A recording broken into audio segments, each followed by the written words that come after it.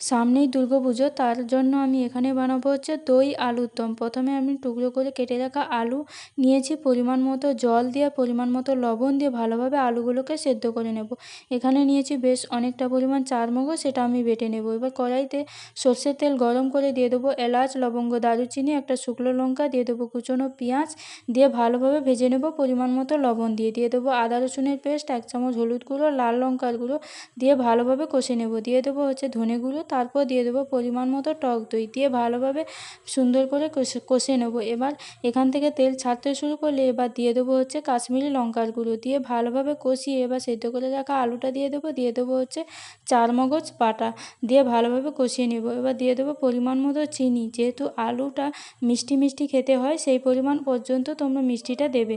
তারপর দিয়ে দেবো পরিমাণ মতো জল, দিয়ে ফুটে এলে দিয়ে দেবো গরম মশলা গুঁড়ো, আর দিয়ে দেবো হচ্ছে ভাজা জিরে গুঁড়ো, দিয়ে নামিয়ে নেব। লুচির সঙ্গে খেতে পারো, দুর্দান্ত লাগবে। কেমন লাগলো অতি অবশ্যই কমেন্ট করো।